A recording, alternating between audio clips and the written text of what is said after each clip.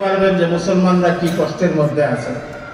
এই বাংলাদেশে, এই 18 কোটি মুসলমানের দেশে, পীর আউলিয়ার দেশে, ওলি আল্লাহদের দেশে, এই হাফিজ হুজুরের ঢাকা শহরে বিগত 15 বছর পর্যন্ত আমরা কি অবস্থায় ছিলাম এটা আমাদের সকলের জানা।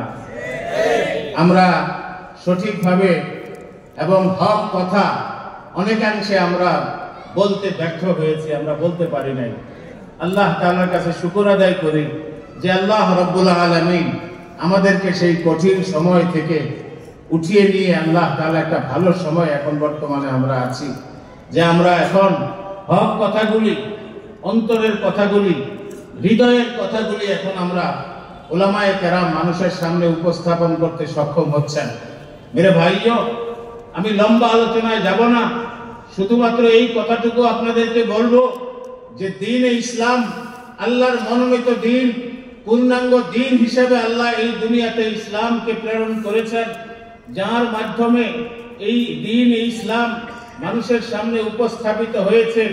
তিনি হচ্ছেন শ্রেষ্ঠ মানব, শ্রেষ্ঠ রসুল, রসুলদের ইমাম, সৈয়দুল আম্বিয়া, আকায়ে নামদার, হুজুরে পুরনূর সাল্লাল্লাহু আলাইহি ওয়াসাল্লাম, যার চেয়ে সুন্দর চরিত্রের কোনো মানুষ এই পৃথিবীতে আগমন করেন নাই, যার চেয়ে সুন্দর মানুষ এই পৃথিবীতে আসেন নাই, যার চেয়ে সুন্দরতম আখলাকের মানুষ এই পৃথিবীতে আল্লাহ দুনিয়াতে পাঠান নাই।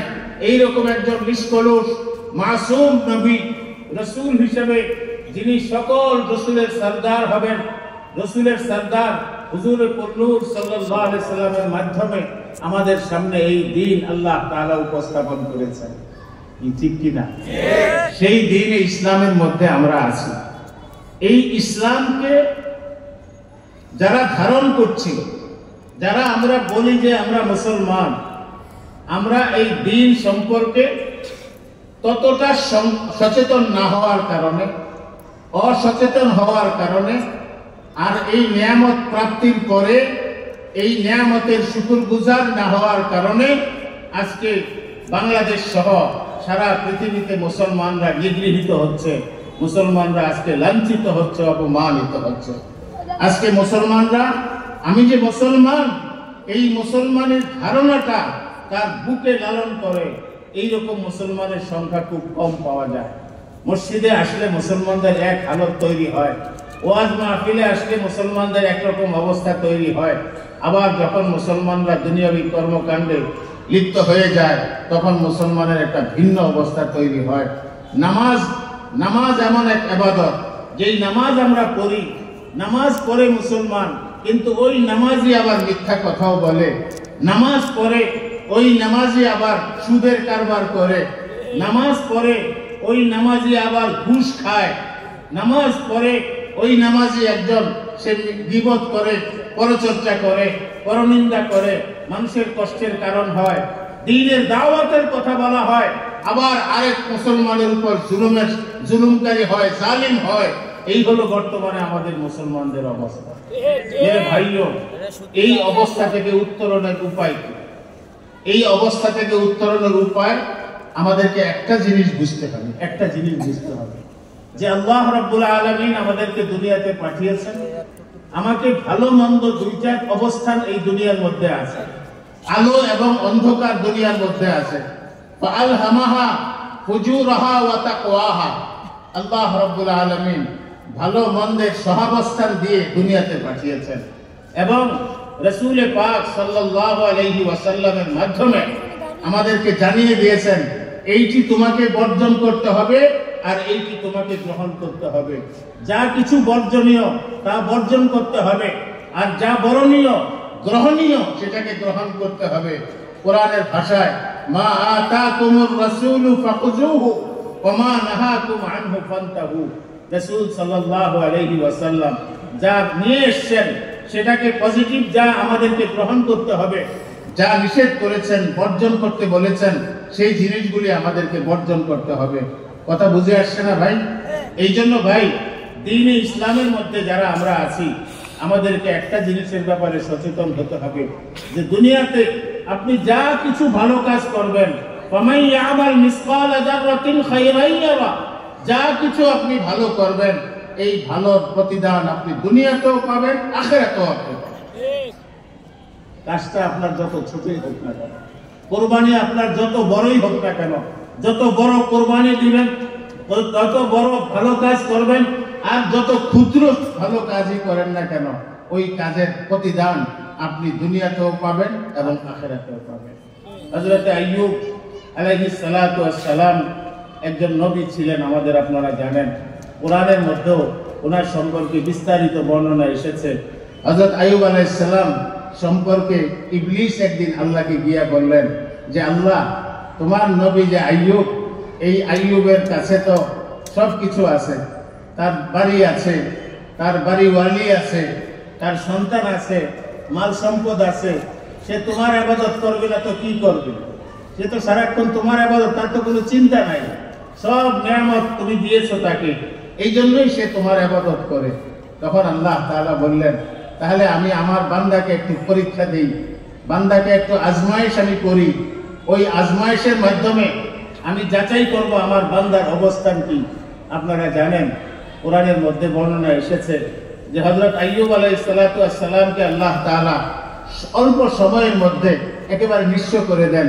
ওনার যে বাগান ছিল, বাগানে যে পানি প্রবাহিত হতো, ওই পানির প্রবাহ আল্লাহ তাআলা বন্ধ করে দেন, বাগান মিসমার হয়ে যায়। ওনার ঘর ছিল, ওই ঘর ভেঙে পড়ে, ওই ঘরের মধ্যে ওনার স্ত্রী সন্তানরা সবাই মারা যান। হযরত আইয়ুব আলাইহিস সালাতু ওয়াস সালামকে আল্লাহ তাআলা কি করেছেন, ওনাকে এমন এক বিমারি দিয়েছেন, ওই বিমারি দিয়ে সারা শরীরের মধ্যে উনি রোগাক্রান্ত হয়ে গেলেন, সারা শরীরের মধ্যে পোকা হয়ে গেছে হযরত আইয়ুব আলাইহিস সালাতু ওয়াস সালামের। এমন অবস্থায়ও আল্লাহ তাআলা ওনার পরীক্ষা নিয়েছেন। উনি একজন দেখলেন যে আইয়ুব আলাইহিস সালাতু ওয়াস সালামের জবান নড়তেছে। উনি চেষ্টা করলেন বুঝার জন্য আইয়ুব আলাইহিস সালাম কি বলতেছেন। তখন ওই অবস্থায়ও আইয়ুব আলাইহিস সালাম বলতেছেন, আয় আল্লাহ, আপনি আমাকে যেভাবে রেখেছেন এইভাবে আমি রাজি আছি, আপনিও আমার উপর রাজি হয়ে যাবেন। আল্লাহ, একটা অন্তত অনুরোধ আপনার কাছে, আমার যে জবানটা আছে, আমার যে জিহ্বাটা আছে, এই জিহ্বাটাকে আপনি অন্তত অক্ষত রাখবেন, যেন আমি একমাত্র আপনার নাম নিতে পারি। বাস আপনার নাম নেওয়ার জন্য, আপনার জিকির করার জন্য অন্তত পক্ষে আমার এই জুবানটাকে আপনি কি রাখবেন, ঠিক রাখবেন। মেরে ভাইও এইরকম আবদার নিয়ে হযরত আইয়ুব আলাইহিস সালাম আল্লাহ তাআলার কাছে দোয়া করেছেন। আল্লাহ তাআলা তার দোয়া কবুল করেছেন। তাকে কি করেছেন, কোরআনের ভাষায় যে আল্লাহ তাআলা আবার সবকিছু ফিরিয়ে দিয়েছেন। এইরকম ভাবে নবীদের থেকে শুরু করে আমাদের নবী সাল্লাল্লাহু আলাইহি সাল্লামের প্রাথমিক জীবনে কত কষ্ট তিনি করেছেন, কত রকমের কোরবানি তিনি দিয়েছেন। নিজ মাতৃভূমিতে আল্লাহ রাসূল সাল্লাল্লাহু আলাইহি সাল্লামকে টিকতে দেওয়া হয় নাই। হিজরত করে আল্লাহ রাসূল সাল্লাল্লাহু আলাইহি সাল্লাম মদিনায় গমন করেছেন। এই ইতিহাস মুসলমানদের জানা আছে, কি বলেন ঠিক কিনা? পরবর্তী জীবনে, মদিনার জীবনে আল্লাহ রাসূল সাল্লাল্লাহু আলাইহি সাল্লামকে আল্লাহ তাআলা কত কিছু দিয়েছেন, কত নিয়ামত দিয়েছেন। একটা রাষ্ট্র পরিচালনা করার ক্ষমতা, যোগ্যতা সম্পন্ন কিছু বাহিনী, সাহাবায়ে কেরামের জামাতকে আল্লাহ তাআলা তৈরি করে দিয়েছেন। একটা সময় ছিল যখন সাহাবায়ে কেরামরা নিজেদেরকে প্রকাশ করতে চাইতেন না, প্রকাশ করতে পারতেন না। আমি যে মুসলমান, এই মুসলমান বলার ক্ষমতা তাদের ছিল না। কিন্তু আল্লাহ রাব্বুল আলামিন একটা সময় আসছে যখন তাদেরকে আল্লাহ তাআলা সব রকমের ওয়াসাআত দিয়েছেন। আপনারা হাদিসের মধ্যে আসছে যে হুজুর সাল্লাল্লাহু আলাইহি সাল্লাম মসজিদে নববীতে আছেন। হযরত ওমর রাদিয়াল্লাহু তাআলা আনহু মসজিদে নববীতে আসছেন। আয়েশা, উনি খুব বেদনাবিত চেহারা, বেদনাক্লিষ্ট চেহারা উনি নিয়ে আসছেন। আয়েশা হুজুরকে, হুজুর দাঁড়িয়ে আছেন, এমন সময় হযরত আবু বকর রাদিয়াল্লাহু তাআলা আনহু আসছেন। আয়েশা বলেন যে ওমর কি জন্য দাঁড়িয়ে আছে? ওমর রাদিয়াল্লাহু তাআলা নিজের ক্ষুধার কথা ব্যক্ত করলেন, নিজের ক্ষুধার কথা, যে এরকম ক্ষুধা, তো হুজুরের কাছে আসছি। এখন হুজুর সাল্লাল্লাহু আলাইহি সাল্লামের সঙ্গে দেখা। হুজুর সাল্লাল্লাহু আলাইহি সাল্লাম বললেন, আমি তো ক্ষুধার্ত, আজকে কদিন যাবত আমার ঘরে খাবার নেই। ভাইরা আমার, সেই কষ্টের দিন মুসলমানদের থাকে নাই। আল্লাহ তাআলা এর পরিবর্তন করে দিয়েছেন। ইসলাম দুনিয়ার সারা দুনিয়ায় ছড়িয়ে দিয়েছে। এই পাক ভারতও পর্যন্ত সাহাবায়ে কেরামরা আগমন করেছেন। হযরত সালাউদ্দিন আইয়ুবীর মতো বীর সাহাবী, আপনার সালাউদ্দিন আইয়ুবী বীর সেনানী ইসলামের, তিনি কি করেছেন? ইসলামকে পৃথিবীর আপনার অঞ্চলে অঞ্চলে ছড়িয়ে দিয়েছেন। এই ইতিহাস আমাদের জানা আছে। ভাইরা আমার, এখন আমি আমার আসল কথায় আসি যে আমাদেরকে আল্লাহ তাআলা ইসলাম দিয়েছেন। এই ইসলামের মর্ম, ইসলামের আপনার ইসলামের যে আবেদন, এই আবেদনটা আমাদেরকে বুঝতে হবে যে ইসলাম আমাকে কি বানাইতে চায়, ইসলাম আমাকে কোন জায়গাটায় নিয়ে যেতে চায়। এই আবেদনটা আমাদেরকে বুঝতে হবে। তাহলেই হবে আপনি দিনকে নিজে দিনের স্বাদ গ্রহণ করতে পারবেন এবং আপনার দ্বারা অন্য মানুষ উপকৃত হবে। মেরে ভাইও, আমাদের সাহাবায়ে কেরামের জীবনীতে আমরা দেখতে পাই যে সাহাবায়ে কেরাম অনেক কোরবানি করেছেন। আব্দুল্লাহ নামে এক সাহাবী ছিলেন, যাকে দুই চাদরওয়ালা বলা হইত। আব্দুল্লাহ, উনি এক যুবক, উনি তরুতাজা যুবক, এমন যুবক ছিলেন যে হযরতে আব্দুল্লাহকে দেখলে মানুষ চোখ ফিরাতে পারত না, এত সুন্দর মানুষ ছিলেন হযরতে আব্দুল্লাহ রাদিয়াল্লাহু তাআলা আনহু। আব্দুল্লাহ রাদিয়াল্লাহু তাআলা আনহু যখন ইসলাম গ্রহণ করলেন, তখন ওনার পরিবারের মধ্যে কেউ ইসলাম গ্রহণ করেন নাই। উনি একাই ইসলাম গ্রহণ করলেন ওনার বন্ধুদের সঙ্গে এসে। উনি যখন ইসলাম গ্রহণ করেছেন, করার আগে ওনার লিবাস, পোশাক অত্যন্ত দামি পোশাক হতো। বাইরে থেকে, ইয়ামান থেকে ওনার জন্য পোশাক আমদানি করা হতো। ওনার বাবা অনেক ধনী ছিলেন। বাবার ইন্তেকালের পরে চাচার নেগরানিতে উনি বড় হচ্ছিলেন। ওনার মা অত্যন্ত ধনশালী ছিলেন, ওনাকে লালন পালন করতেন। অত্যন্ত সুন্দর কাপড় চোপড়, অনেক ভালো খাবার উনি খেতেন। আল্লাহু আকবার। যেদিন ইসলাম গ্রহণ করলেন, উনি মনে মনে ভাবলেন যে ইসলাম যে গ্রহণ করেছেন, এই জিনিসটা উনি প্রকাশ করবেন না কারো কাছে, অর্থাৎ ঘরের মানুষদের কাছে তিনি বলবেন না। মেরে ভাইও, ইসলাম ইশক আর মিশক, এই দুই জিনিসকে লুকিয়ে রাখা যায় না।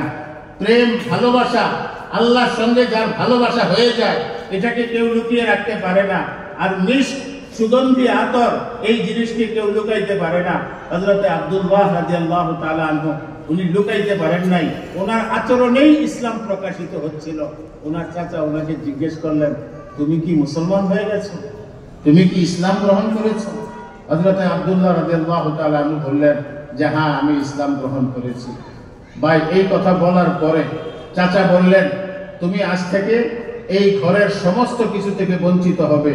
তুমি হয় ইসলামের মধ্যে থাকলে আমাদের ঘরে তোমার কোনো জায়গা নাই, আর তুমি যদি আবার আমাদের ধর্মে ফিরে আসো, পুরানো ধর্মে ফিরে আসো, কুফরি ধর্মে ফিরে আসো, তাহলে তোমার জন্য সব কিছু আগের মতো চলবে। উনি কি করলেন? এই সমস্ত আয়েশ ইশরাত, সমস্ত আরাম আয়েশ, পোশাক আশাক, ভালো খাবার, সব কিছুকে লাঠি মেরে উনি ইসলামে হুজুরের কাছে চলে গেলেন। আল্লাহু আকবার। এই হযরতে আব্দুল্লাহ রাদিয়াল্লাহু তাআলা আনহু কত বড় কোরবানি দিয়েছেন।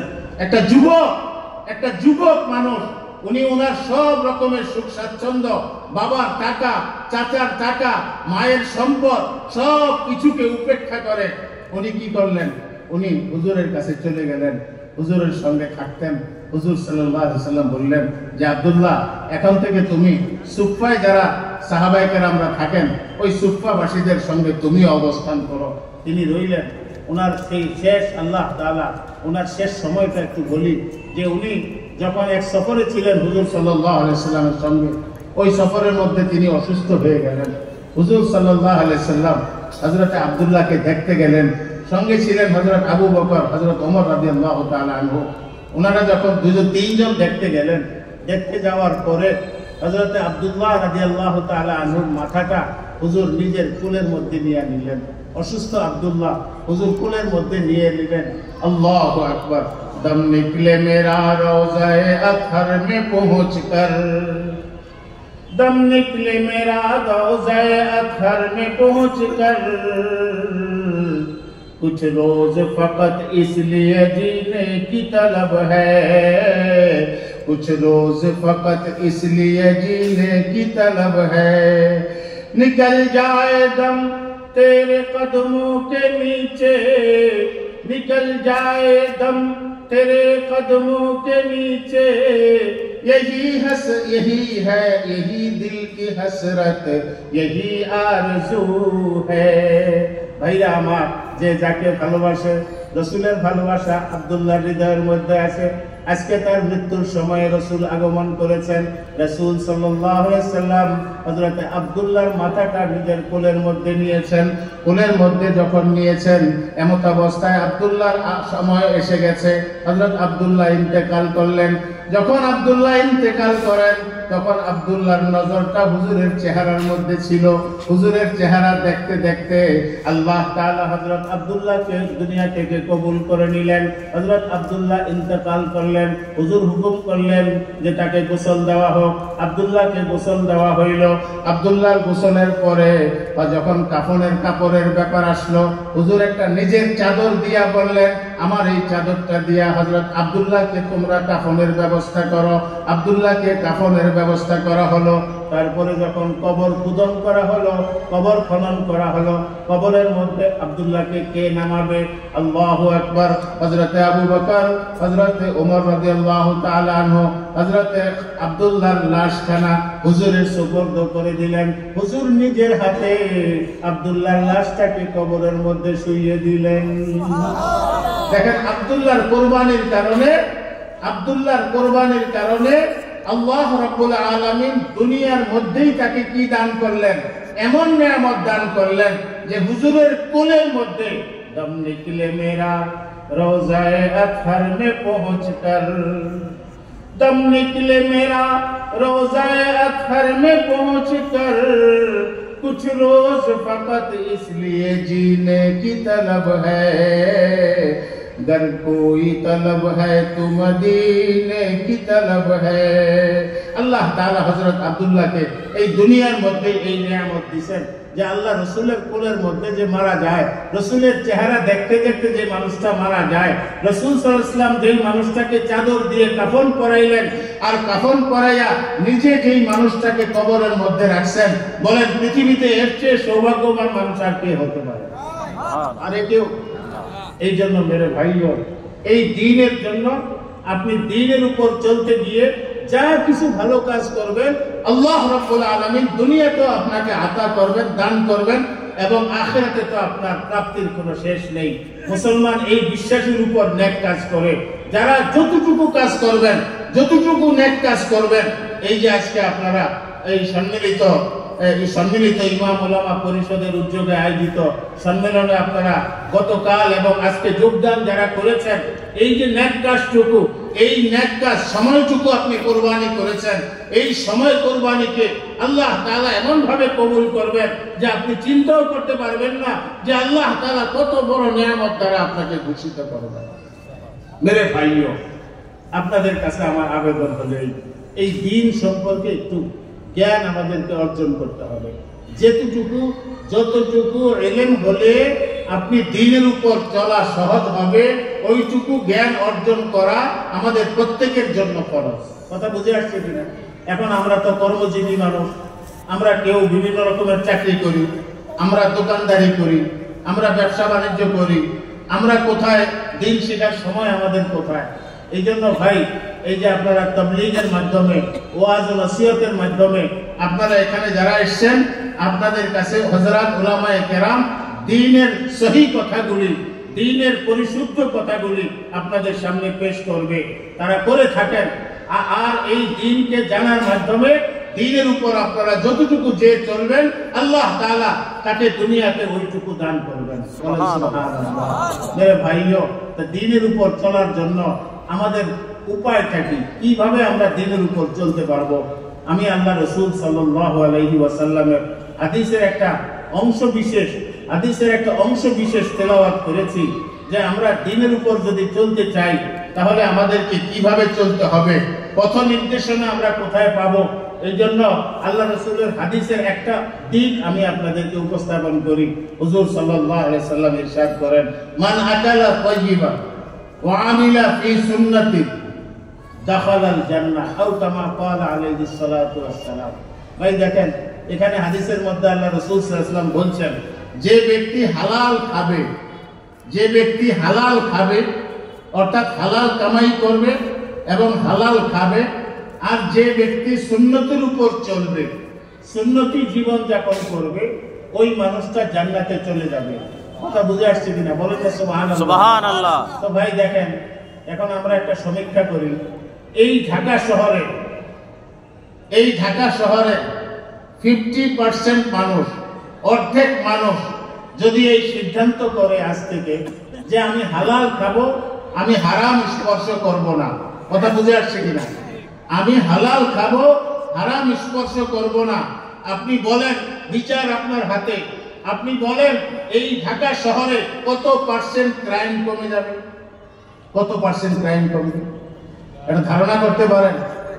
ঢাকা শহরটা একটা বেহেশতি শহর হয়ে যাবে, একটা বেহেশতি শহর হয়ে যাবে, বেহেশতি মানুষের শহর হয়ে যাবে যদি এই নগরের মানুষগুলি এই সিদ্ধান্ত করে যে আজ থেকে আমরা হারাম খাবো না, আমরা ঘুষ খাবো না, আমরা অন্যায় করব না, আমরা কোনো ধরনের পাপ কামাই আমাদের ঘরে বাচ্চাদেরকে আমরা খাওয়াবো না, কোনো হারাম কামাই আমি ঘরে আনবো না। এই সিদ্ধান্ত যদি এই শহরের মানুষ গ্রহণ করতে পারে, বলেন কত পার্সেন্ট ক্রাইম কমবে? ক্রাইম কমবে কিনা বলেন? আপনারা বুঝেন কথা বুঝে আসতেছে? এই জন্য রাসূল সাল্লাল্লাহু আলাইহি ওয়াসাল্লামের এই হাদিসটা আমরা একটু যদি পর্যালোচনা করি যে আমি হালাল খাবো না, হালাল খাবো, আমি হারাম খাবো না, এই কথা সিদ্ধান্ত নেন, তাহলে আমরা কি করতে হবে? আমাদের কাজের আমলের মধ্যে আমাদের আমলগুলিকে সুন্দর করতে হবে, আমাদের সন্তুষ্টি শুকর আদায়ের যোগ্যতা আমাদের ভিতরে তৈরি করতে হবে। যেমন আমার যা আছে, আমার যা নেয়ামত আল্লাহ দিয়েছেন, এই নেয়ামতগুলি সম্পর্কে আল্লাহ তাআলার কাছে শুকরিয়া আদায় করতে থাকতে হবে যে হ্যাঁ আল্লাহ, তুমি আমাকে এই নেয়ামত দিয়েছো, তুমি আমাকে এই নেয়ামত দিয়েছো, আমাকে অসংখ্য নেয়ামত তুমি দিয়েছো। কত মানুষের সন্তান নাই, আমাকে 3টা ছেলে তুমি দিয়েছো। কত মানুষের মেয়ে নাই, আমাকে 2টা মেয়ে তুমি দিয়েছো। কত মানুষের হাত নাই, আমাকে সক্ষম 2টি হাত দিয়েছো। কত মানুষের চোখ নাই, আমাকে দেখার মতো 2টা চোখ দিয়েছো। কত মানুষের কথা বলার ক্ষমতা নাই, আমাকে তুমি কথা বলার যোগ্যতা দিয়েছো। আল্লাহ, কত নিয়ামত তুমি আমাকে দিয়েছো। এই নিয়ামতগুলি আলোচনা করা, লাইন শাকারতুম লাযীদান্নাকুম, তুমি যদি শুকরগুজার হও তাহলে তোমার শুকর আল্লাহ তাআলা কি করবেন? নিয়ামত তোমার বাড়িয়ে দিবেন। আল্লাহ তাআলা বলতেছেন ওয়ালা ইন কাফারতুম ইন্না আযাবি লাশাদীদ, আর যদি তুমি না শুকর হও তাহলে তুমি মনে রেখো আমার আযাব বড় কঠিন। না শুকর মানে অকৃতজ্ঞ। ভাইরা আমার, এখন দেখেন এই দুনিয়াতে আপনি যে আসছেন, এই আসার ক্ষেত্রে আপনার ইচ্ছার কোনো মূল্য নাই, আছে? আর একটা সময় পরে আপনার জন্য নির্ধারিত হায়াত শেষ করার পরে আপনি দুনিয়া থেকে চলে যাবেন। যাওয়ার ক্ষেত্রেও আপনার ইচ্ছার কোনো মূল্য নাই, আছে? আসার ক্ষেত্রেও আমার ইচ্ছার কোনো মূল্য নেই, যাওয়ার ক্ষেত্রেও আমার ইচ্ছার কোনো কি নাই, মূল্য নাই। মাঝখানে যে হায়াতে জিন্দেগি, এখন আপনার বিবেচনায় কি বলে যে আমার আসার ক্ষেত্রেও আমার ইচ্ছার কোনো মূল্য নেই, আমার যাওয়ার ক্ষেত্রেও ইচ্ছার কোনো মূল্য নেই, আমি ইচ্ছা করলেই একটু সময় বেশি থাকতে পারবো না, তাহলে আমার এই হায়াতে জিন্দেগিটা কার ইচ্ছায় চলবে? একটু জোরে বলেন, কার ইচ্ছায় চলবে? বলেন না জোরে, কার ইচ্ছায় চলবে? আল্লাহ তাআলার ইচ্ছায় চলবে। যদি আল্লাহর ইচ্ছায় চলে তাহলে আমাকে কি করতে হবে? যে আল্লাহর যে বিধান আছে ওই বিধানের ফলোয়ার হতে হবে, আল্লাহর বিধানকে মানতে হবে। আল্লাহর বিধানকে যদি আমি না মানি তাহলে আমার এই হায়াতে জিন্দেগিটা ব্যর্থ জীবন হিসেবে সাব্যস্ত হবে। আর যদি আমি আল্লাহর বিধান মেনে আমার এই হায়াতে জিন্দেগিটাকে অতিবাহিত করি তাহলে আমার জীবনটা দুনিয়ার দিক থেকেও সফল আর আখিরাতের দিক থেকেও সফল। কথা বুঝে আসছে কিনা? ভাইরা আমার, আমি আপনাদেরকে এই কথা বলবো যে আমার এই সুন্দর হায়াতে জিন্দেগিটা, এই জিন্দেগিটাকে আমরা নষ্ট না করি, আমাদের এই জীবনটাকে আমরা নষ্ট না করি, শেষ না করি। মেরে ভাইও, এই জন্য আপনাদের কাছে আপিল থাকবে যে ইসলামের প্রতিটা বিধানকে আমরা জানার চেষ্টা করি। এই জানার ক্ষেত্রে সবচেয়ে বেশি জরুরি যেটা, সেটা হলো হালাল কামাই করা। কামাইয়ের ক্ষেত্রে অত্যন্ত সংবেদনশীল একটা বিষয়, অত্যন্ত স্পর্শকাতর একটা বিষয় যে কামাইটা আমার যেন হালাল হয়। কামাইয়ের ক্ষেত্রে, দোকানদারির ক্ষেত্রে, চাকরির ক্ষেত্রে, ব্যবসার ক্ষেত্রে আমার এমন যেন না হয় যে এই ব্যবসা আমাকে জাহান্নামে নিয়ে যায়, এমন যেন না হয়। এমন যেন হয় যে আমার ব্যবসা আমাকে জান্নাতে নিয়ে যায়, আমার চাকরি আমাকে জান্নাতে নিয়ে যায়, আমার যে কোনো আমার যা কিছু পেশা আছে এই পেশাগুলি যেন আমাকে আমার জান্নাতের কারণ হয়। প্রত্যেকটা ক্ষেত্রে একটা ছোট অবস্থা থেকে বড় অবস্থা পর্যন্ত আমি অনেক মানুষকে জানি, অনেক মানুষকে এমন জানি তারা খুব সাধারণ চাকরি করে, কিন্তু দেখা যায় যে তাদের অনেক বৃত্তশালী হয়ে গেছে। কিভাবে তারা বৃত্তশালী হয় এই জিনিসটা একটু খতিয়ে দেখতে হবে। তার নিজেকে বুঝতে হবে যে আমার ইনকাম এত, আমি কেন অন্যায় ভাবে ইনকাম করব। এই অন্যায় ভাবে ইনকাম আমি করব না, এই সিদ্ধান্ত আমাকে আপনাকে নিতে হবে। কি ভাই, পারবো না ইনশাআল্লাহ মেরে ভাইও? তো এই হায়াতে জিন্দেগিটাকে দামি মনে করা, হায়াতে জিন্দেগিটাকে মূল্যবান মনে করা, এবং এই হায়াতে জিন্দেগির মধ্যে আমাকে কোন রকমের অবৈধ ইনকাম আমি যাতে আমার না আসে এই ব্যাপারে সচেতন থাকা, এটা আমাদের সকলের জন্য অত্যন্ত জরুরি। ভাইরা আমার, আমি এখানে বসার পরে আমি জানি না কেন কি কারণে আমার শরীরটা আজকে খুব খারাপ হয়ে গেছে, একটু আমাকে অস্বস্তি শরীরের ভিতরে লাগতেছে। এই জন্য আমি ওজর খাই করতেছি। আমি আমার স্বাভাবিক যে ওয়াজ, স্বাভাবিক যে আমি বয়ান করি, ওই বয়ানটা আমি আপনাদের সামনে উপস্থাপন করতে পারতেছি না। আল্লাহ তাআলা আমাদের সবাইকে কবুল করো। আমার আগে যিনি বয়ান করেছেন উনি অত্যন্ত দামি সুন্দর কথাগুলো বলতেছিলেন। আমি উপসংহারে শুধু একটা কথা আপনাদেরকে বলবো যে আজকে তাবলীগ জামাতের মধ্যে যে সমস্যা চলতেছে, এটার জন্য এক নম্বরে আমাদের সবচেয়ে বেশি হলো আল্লাহ তাআলার কাছে দোয়া করা, যেন আল্লাহ তাআলা আমাদের এই অস্থিতিশীল পরিস্থিতিকে স্থিতিশীল করে দেন। এই জন্য একটু আল্লাহ তাআলার কাছে বিশেষভাবে দোয়া করতে হবে। আমরা সবাই দোয়া করি। আর যে সমস্ত ভাইরা তাবলীগের নাম করে, দাওয়াতের তাবলীগের কাজ করে, কিন্তু তাদের ভিতরে যে হিংস্রতা তৈরি হয়েছে, এই হিংস্রতা যেন আল্লাহ তাআলা দূর করে দেন এবং সঠিকভাবে হযরত উলামায়ে কেরামের নিগরানিতে, হযরত উলামায়ে কেরামের তত্ত্বাবধানে যেন এই দ্বীনের কাজ হয়, দ্বীনের কাজ যেন বাংলাদেশে চলে। এই জন্য আল্লাহ তাআলার কাছে দোয়া করা। আমি শারীরিকভাবে অসুস্থতার জন্য আপনাদের কাছে দোয়া চাই। আল্লাহ তাআলা আমাদের সবাইকে কবুল করুক। যে কয়টা কথা আমি বললাম